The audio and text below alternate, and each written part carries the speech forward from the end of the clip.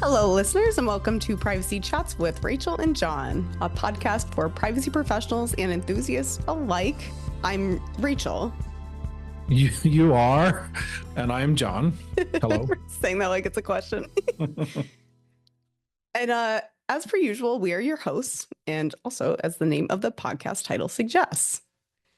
Yes. So this is mostly your episode, Rachel. So what's in your mind? What are we talking about today? I wanted to take a slightly different direction with this episode. Normally when we hop on, you and I pick one big theme to share and kind of discuss amongst ourselves. And that's been a new privacy or security concern, a new law or regulation, technology we're curious about, right? I want to kind of peel away from that a little bit and do something a bit more flexible and just go off of what's on my mind in my own little 2025 news roundup and take you with me. Okay, so that's what we're talking about. What's on Rachel's mind? Precisely. Well, you tell me. It's been a year, hasn't it? It has. I'm definitely a unique year in terms of national news. I'd say, and I don't know if this is true, you can correct me if I'm wrong, but I would say I generally don't cuss on this podcast. Is that true? I don't recall. This would be the first time, so let's hear it. I am Irish, so I can let them fly sometimes. But anyway, I would say that this year so far could be summed up as just a bit of a shit show, and I don't think that I don't see any signs that that's going to change or get better anytime soon. So so you nailed it. U.S. current events are an especially strong theme that's been relevant all of my privacy and security research.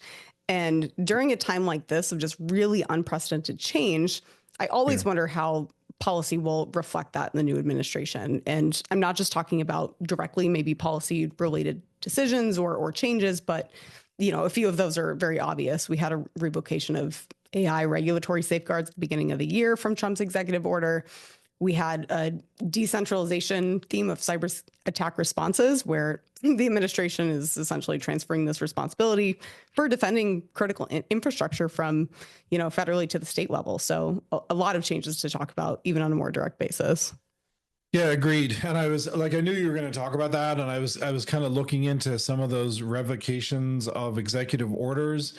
And there was one significant one that I came across that was, it was part of an executive order that was signed on Inauguration Day. And that was titled The Initial Rescissions of Harmful Executive Orders and Actions. But one of those that was included was Executive Order 14110 from October 2023, which was the safe, secure, and trustworthy development and use of artificial intelligence. But inside of that one executive order, there were 78 other executive orders from the Biden administration that were revoked that same day in that same order. So 79 executive orders from Biden.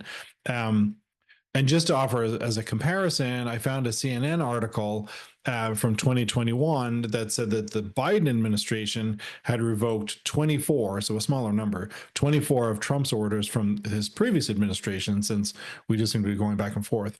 But like, that's troubling to me that we're just going back and forth, and then each new president comes in and revokes all of the things that the last guy did. Like, where are we going? Come on. Yeah. I get, we'll have new direction to some extent, but it does seem unproductive, excessive, and I'll leave it at that. So we've identified there's no shortage of policy-related events. I'm also invested a bit in these more tertiary events that I feel like are creating a ripple effect to digital privacy in the global AI race we're in. Agreed. And I think that the focus of most of the development that's happening across technology overall, I'll make it that broad, is in artificial intelligence. And we've talked about that a lot. So I think that that's where we should keep our eye on the ball from a privacy perspective. But, speaking about AI, I think that we should take this, because this is the first time we've spoken here since it happened, to celebrate that both you and I recently passed the exam, the IAPP's exam for certification as artificial intelligence governance professionals. So congratulations to you, Rachel. It's a great Snaps for addition us. to your impressive list of credentials that you have. So Oh, and kudos. likewise, we're matched here. um, so love that shout out. Thank you so much. Same to you. I Thank did you. see on your LinkedIn that you are also open to work. So, are you ready to share your privacy expertise with another companies?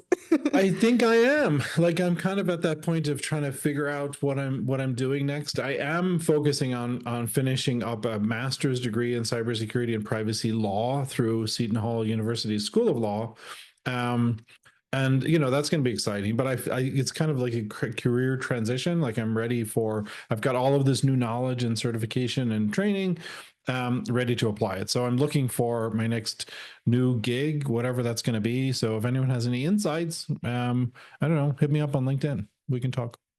That's so awesome. And again, plus one, encourage everyone to seek out John's amazing expertise. Thank you, I Rachel. know we're like co-podcasters. I view you as a mentor. I say this a million times on and off our episode stuff, but again, there's no shortage of value that you would bring to any organization. Well, thank you, Rachel. I appreciate that. I appreciate that, and I appreciate you also. I hope you know that.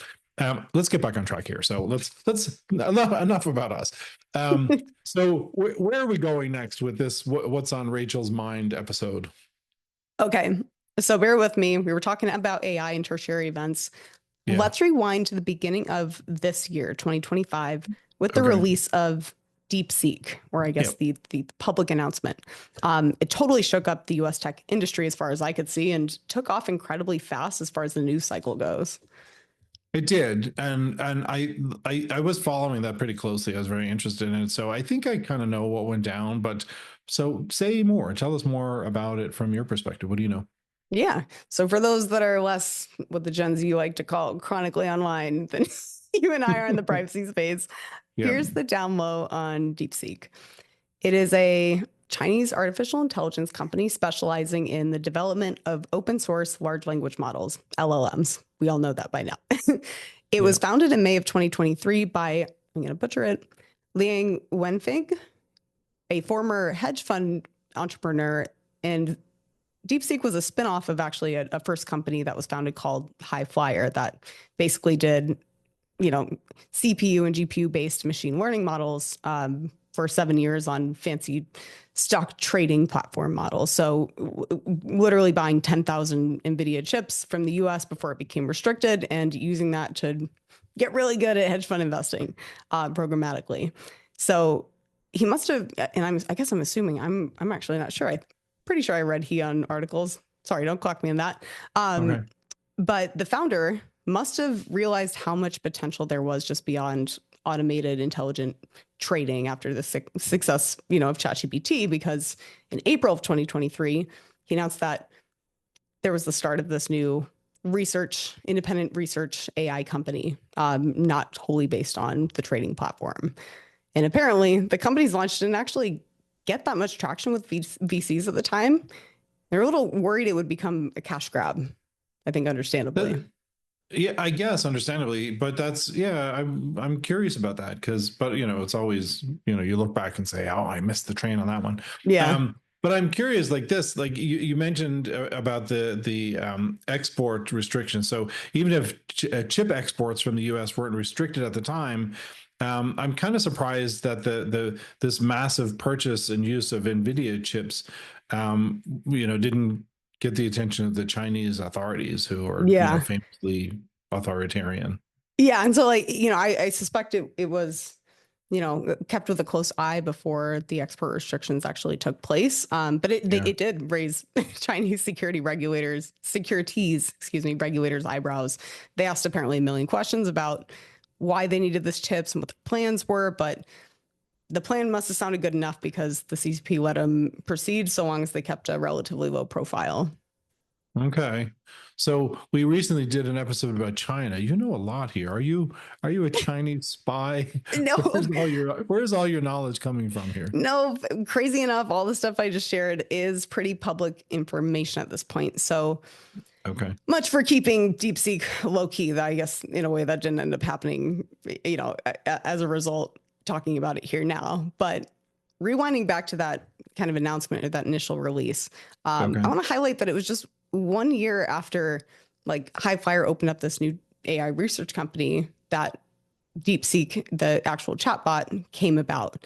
And the model was not only available in China, but it was available in the US market on the Android and iOS app stores free of charge. So by the end of just January, DeepSeek had surpassed ChatGPT as the most downloaded freeware app on the iOS app store in the US.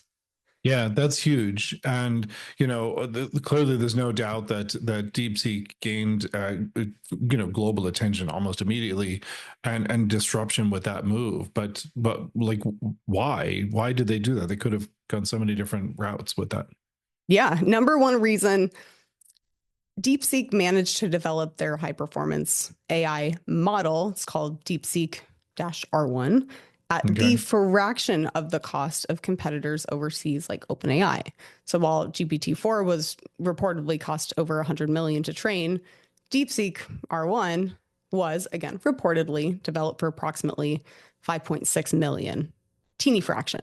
It is, and I knew some of that, and I didn't dive deeper into it to kind of understand why. I know that companies like huge companies like Google and Meta looked at that and were jealous, and like, how do we do the same thing? So, but how did DeepSeek pull this off? Well, so back when the company pivoted to being an AI research startup, the founder initially prioritized improving the performance of the model such that it lowered computing costs.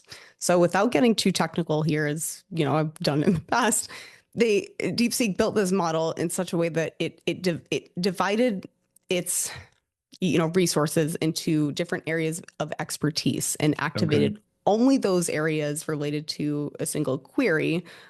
Basically, they figured out as an as needed basis. I kind of imagine a decision tree of sorts that's just a bit more sophisticated than kind of scan everything model. And so with less computing resources required, presumably less cost. Yeah. I guess that it makes sense. It's an interesting story, and it sounds like DeepSeek really had to do a lot more with a lot less because we know that the big tech companies here have a lot, but it showed the tech world that success doesn't come from necessarily just from what you do, but how you do it. Yeah, incredibly well said. Yeah. So okay, so the U.S. government and tech companies and industry, what was the response to this? Not well. I think you would observe that as well. It resulted in a big sell off of huge technology stocks. Nvidia, Microsoft, Meta lost hundreds of billions in market capitalization in a very short period of time. Whether or not that's recouped at this point is a bit Yeah. here or there, but U.S. models from OpenAI and Google have also become relatively cheaper since then, and unsurprisingly, DeepSeek is you assume banned on at least government devices at the federal level and state level in a lot of cases for fears of CCP involvement. Not new to us. Yeah, that makes sense. It's hard to tell what, if stock prices are falling, if it's because of something to do with the company or because of the market. Like the market is in such Yeah, especially after that first disarray. wave is kind of over and Yeah, and they're focused on other stuff. Not right. embarrassed for too long, And hopefully. yeah, and I'm trying to not look. I don't want to know. But I mean, there's definitely a deja vu thing here. With respect to TikTok being banned repeatedly for national security concerns, another Chinese company, and we also touched on privacy concerns related to China in a recent episode, which I can't remember if it's launched yet, but it certainly will be by the time this comes out. So it was ahead of this one. But besides national security concerns, what else should we, as regular people and not governments or non billionaires, right? Just regular people. What's our takeaway from this from a privacy perspective? Good question. We've talked plenty about the more obvious impacts, but like the spiral of AI becoming cheaper, faster, better, stronger from events Yeah. like these really caused me to wonder how like society will shift the pendulum in terms of public expectation of privacy. Uh, Hmm. There's plenty of criticism on how generative AI, including chatbots, AI agents, any iteration of large language models and image diffusion models could not be made possible without the extraction of massive amounts of publicly available text, image, videos, and even private sources of data that are, viewed by some as quote owned by global tech conglomerates, right? Yeah. Much of this is, has happened in the past and might continue to happen. But I'm really on the outside seeing this as something society, at least to a certain extent, or at least the individuals that represent it, view as a new norm. Plus, the potential for harm from, a privacy security standpoint is difficult to succinctly talk about since it's really nuanced into, we can't just say blanket AI like this, this is your risk. Like it really matters on what the model is, what it's applied to, how the model is trained, what data is it using, how is it obtained, how it's managed in the company, and how it's even affecting, like as a mirror, our behavior at large. So it's much more of a black box than traditional software cases, given this like probabilistic nature of model training and vastness of implementation techniques. And so when personal data is involved, it can also create obvious tensions with the fundamental principles of data protection, like data minimization and purpose specification. So it's not easy to just have a silver bullet answer, which makes it, I think, tough for professionals like yourselves and myself to deliver this advice on like a consumer level and in a blanket statement. Granted, there are awesome frameworks being developed to give the tools to promote the transparency and explainability. But that's, again, not unlike traditional software, something we have to rely on developers to prioritize to the extent it can really make a material impact in light of this big AI race we're in. Yeah, I get it. And yeah, I fully agree. And you mentioned somewhere in there about AI being a black box, and I think that's totally on point. There's so much that's unknown about AI and how it's evolving, but it's already out there and it's being developed and grown, and it's got these legs and it's not going to stop. And I was thinking about the analogy of the horse is out of the barn, but in this case it's almost like this horse was born outside of the barn and it's learning how to grow and live and walk while it's roaming around in the pastures, and it never had a safe space to start from. It's like, it's just out there and wild. And nomad horse who's probably, I don't know if this aligns with your analogy, but maybe replicating itself and then going to other places and then exactly. And is it even a horse anymore? Because it's like it's merging with the donkeys and the sheep and stuff. I don't know. Yeah, but we're still impacted by its history as a horse. I don't know. Well, right. And people are still calling it a horse, but it's really something different. So I don't know. But let's get back to, because really we're trying to talk a little bit about regulation, like how is this being overseen and controlled and regulated and stuff, and I have fears. But what should we expect from the current administration? Yeah, it's a great pivot to take into like using that story and just the theme with AI into another theme that I wanted to talk about in this episode, which was deregulation, namely here in the US and what that means for privacy. Okay. So, all right. So where are we going to start with that? You mentioned the revocation of the AI regulatory safeguards. And I think that was from later than the one I talked about, like a different executive order.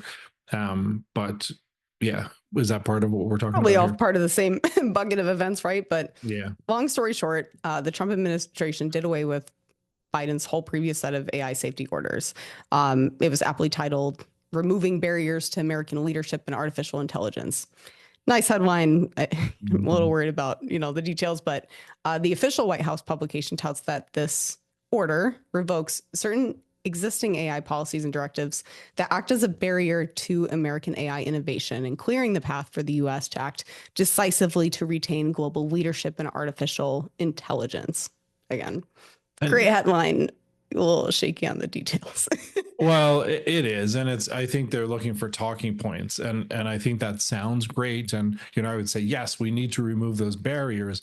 But the reality is that barriers, I'm going to use air quotes here, could also be called safeguards or protections. I'm really not surprised that the administration is taking this approach, but I want to offer a comparison. So we could clear the path, like they've said in their talking points. We could clear the path for traffic to get to places quicker if we remove all of the traffic lights that slow traffic down. All traffic would go faster if we took all the traffic lights down. But you and I know that the damage that this would cause to our society. And I think the same is true when you call things that protect us barriers and you remove them. You're just really willfully putting society in harm's way. I'm fearful of it. Yeah, yeah.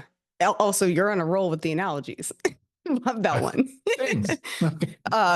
Making light of a maybe a little spooky thing. I agree with such bold claims. This is really causing me to wonder, like, also what timeline this is supposed to be on. Yeah.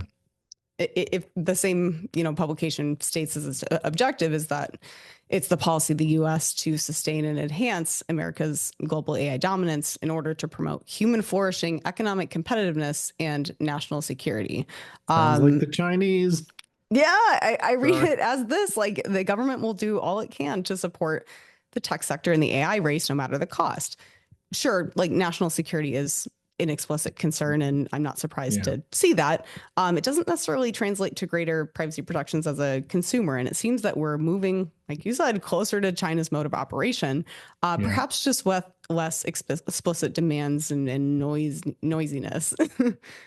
But like, what happens when agencies that are supposed to, or currently set up to apply pressure to companies to protect privacy and probably from the view of this to, like, create friction and impeding, to your point with the traffic lights analogy, the speed of AI development? Like, Yeah.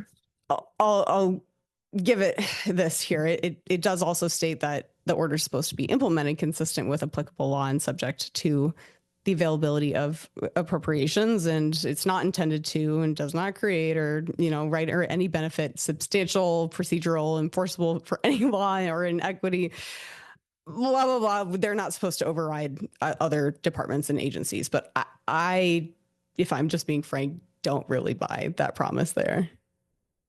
I tend to agree with you, and it sounds like your bet is that safety priorities with regard to AI will fall to a like far second place behind AI development priorities. And I think that totally aligns with my previous comparison to removing all of the traffic lights to allow cars to get around faster. That they're just going to do that, like, things are going to go faster. But the question is, how long will it take for the greatest harm to be felt? Because the harm is going to come. There's no question about that. When you take all the traffic lights away, cars are going to crash into each other. And it also begs the question: does greater enforcement pressure lead to more compliance? And that whole question. Yeah, is it like a linear relationship? And yeah, it is, frankly, like, again, hard to talk about because it's hard to measure until it happens. Right. And then by that point, you would have seen economic gain. So not leaving this, I can't leave this with any blanket statements, but there is data that suggests that meaningful enforcement is a driver of compliance, at least with existing privacy law. It's can't be a perfect correlation. The underlying governance structure is complicated, maybe, or could be outdated for the problem being solved. There's also almost always resource constraints, like for oversight and enforcement bodies generally when compared to giant private companies. And usually the subject matter is super novel, as we're seeing in the case of AI. Yeah, that's true. And so, for that, let's use an example: the data protection authorities, or the DPAs, in Europe under the GDPR, their resources are generally more limited than large corporations, like you said, who have unlimited resources by comparison, which really impacts their ability to swiftly respond to complaints. But we've also seen member states within the EU diverge in how they interpret specific provisions of the GDPR and in what ways it's incorporated into their member states' laws, and how they're responding to it. And I know, like, if there was stories last year, I don't want to get off track here too much, but of different countries' DPAs just disagreeing with, I don't like what Ireland is doing with enforcement for this particular company. So yeah, Perfect. That, I mean, that is likewise one of the most common criticisms, I guess, with, post GDPR era. I'm sure we've talked about that on this podcast before. So yeah, I for the think we loyal have. listeners, sorry for the repetitiveness. Now you definitely know something, though. Yep. But I kind of want to take the opportunity of this analogy you shared to pivot a little bit into something else in my mind, which is the state of consumer privacy law here in the US at the state level and at the federal level. So while Yeah. we don't have a comprehensive federal privacy law here in the US, the the US states also face a similar issue when looking to pass legislation to strengthen consumer protections for privacy. It's just Yeah. becoming more and more common now. And there's a really awesome publication from the IAPP about this titled The View from DC, The Price of Privacy Enforcement. And I am obligated to get the name of the author. Hang on. Okay, let's come back to it in my week did work. Okay. But it pointed me to a lot of helpful data to understand this trend and really reinforce my belief that any action is usually better than nothing when there is nothing.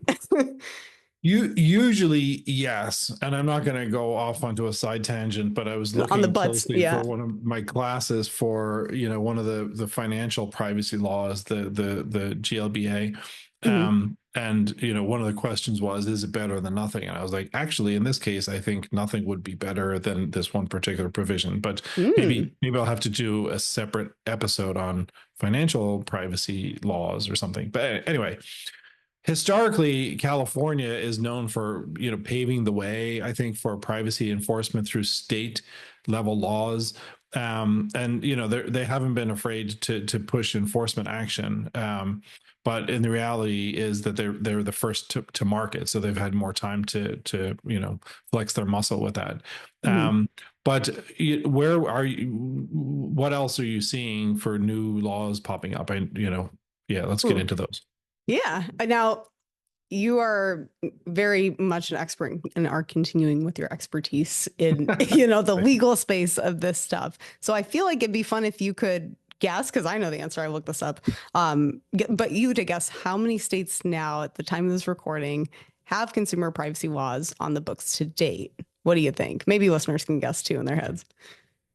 Sure. Are you looking for a specific number? Can I give you a You can range? give What are me a we looking number. for? You can give me a range. I'll like cap it at like, increments of 5. Okay.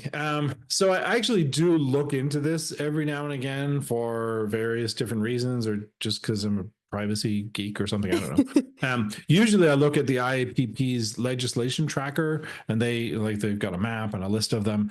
But I think that by now it's got to be.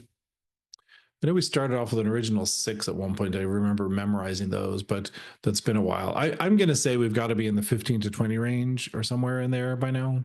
So my research says 19. And you're right, 6 of those Ooh, states having nice. privacy laws, or will have definitely taken effect with, 19 in total passing something through, Yeah. the houses. Okay. I like that. So, and I was right then. I was in the right range. Ooh. Um, so yeah, that's good progress. So we're getting close to like really half of the country for, number of states, I guess. Yeah, I guess Um, population's not fair, but half of the states. half of the states, but but a lot of Oh, California has just one though, thinking so at the that's a top big of my one. head of the states that have those regulations, they are the more populated states. So, and don't ask me Fun to trivia list question to them. follow up on, like how many U.S. Residents have a consumer It privacy would law in be. effect? Yeah. There's a good Venn diagram that could figure that out. Yeah. But anyway, um, but on top of the enforcement activity carried out under what is it, Section 5 of the FTC Act, which covers a lot of privacy stuff also, Yeah, and unfair and deceptive trade practices, like yeah, privacy being one exactly. of them. Right. And they've done a lot to protect privacy, which goes beyond other sectoral privacy laws at the federal level or state laws. Um, so, but looking at those, if you've done a comparison, how similar are these state privacy laws to each other? Yeah, and at a You. high level, there are a lot of awesome tables out there. Like most of them will have some similar core protections for consumers and obligations that businesses have, with a couple outliers. So all of them will Okay. all have some consumer data rights that like model the CCPA, and then a little bit further of a stretch to GDPR. Yeah. They'll also have requirements for transparency, consent, disclosures for managing customers' data. And most, if not all, that I've seen have the state attorney general enforce compliance with a private right of action available to consumers as well, which means you can sue if you think that your rights were, not handled appropriately. Yeah, and I love I'm actually generally a big supporter of private rights of action in these privacy laws because there's examples of laws that have it and ones that don't. Mhm. Um, and ultimately it means that companies that don't comply with the law are more likely to be hit in the pocket where it hurts them the most.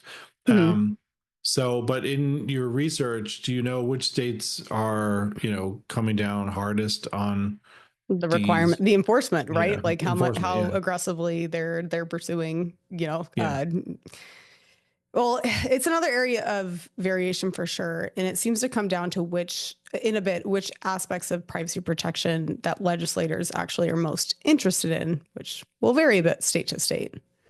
yeah. And my guess is that investment that's put into enforcing these laws varies too. But it's also going to take some time. Like a lot of these laws are very new. Mhm. Going back to like California. Don't ask me. I'm gonna say was that 2018 or 19? But Yeah, all of I the think other. 2016 was like really what it was, this started the process, or maybe it was a little later. I think you're right. Well, I It's know. So starting to give me GDPR was GDPR vibes. 2014 and CCPA came after that. A little But staggering. anyway, we're getting, yeah. But my point is that they're all new. And I think it takes a certain amount of maturation before you're really ready to start to enforce it. Like you got to give people time. And I know that, some of that time is built into some of these Yeah. regulations and statutes. But it'll be interesting to see how that evolves over time over the next few years as they do mature. Yeah. Yeah. I can tell you one state that's been, I guess, in the world of privacy publications, a bit of a, I don't know if surprise is the right word. They're coming in hot. I'll say that. they Okay. so the Texas Attorney General has invested more than $5 million. I don't really know how that works structurally, but more than $5 million has been invested in the startup and implementation costs of enforcing the TDPSA. So that's the Texas Data Privacy and Security Act.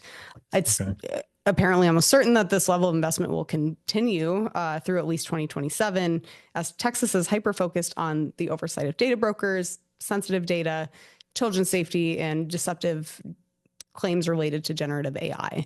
And we have examples of this from a recent settlement that Texas had reached with Meta of the value of $1.4 billion under its biometric privacy law, which hypothetically could fund this $5 million budget for 280 years.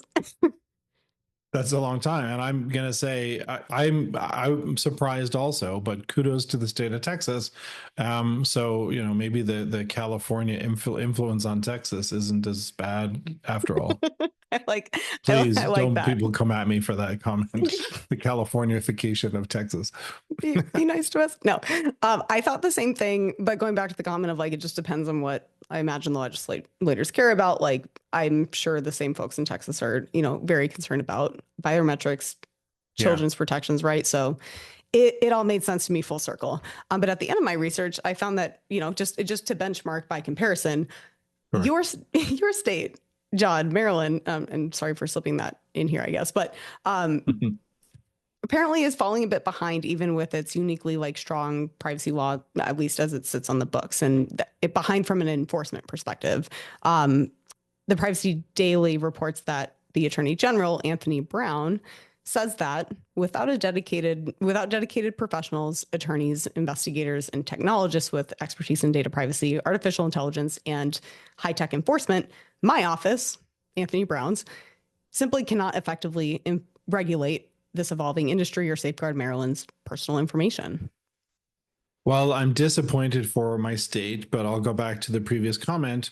I'm open to work, so looking I'm for my here. next great role. So if I can help my home state of Maryland, have the governor can find me on LinkedIn and see where that goes. But I love it. but where does that leave us with a federal privacy law? Because we talked about those. We What's the always have to check-in? We talked revisit about this this before. stuff, right? Yeah, it right. doesn't go away, it just changes. And I think we owe our listeners a little bit of a refresh. So, Sure. according to another awesome article from the IAPP, published this time by Joe Dubal, I have to go back and cite the other one. The U.S. Energy and Commerce Subcommittee dove into this overlap between AI and privacy in way back in 2023. And so it did ring the sound that some federal privacy law needed to come before AI regulation. We're seeing AI generally speed up. So what? Okay, I get that. But we were previously talking about, so if you got to have the comprehensive law before the AI regulation, what happened with so there's two laws that we talked about in the past, Yeah. the American Privacy Rights Act and the American Data Privacy and Protection Act. So what's up with those Yeah, things? we've talked about those too. And Yeah. I'm not sure as much on the ADPPA, but I know the APRA, the American Privacy Rights Act, remains pending in the legislative process, seeing a big revision last June. It Okay. received, really, just reading through the commentary on it, mixed reception in the media and the activist groups that once supported it, like the EFF, and they had disagreed really on specific elements. Now, I mentioned the bill went through a big change in June.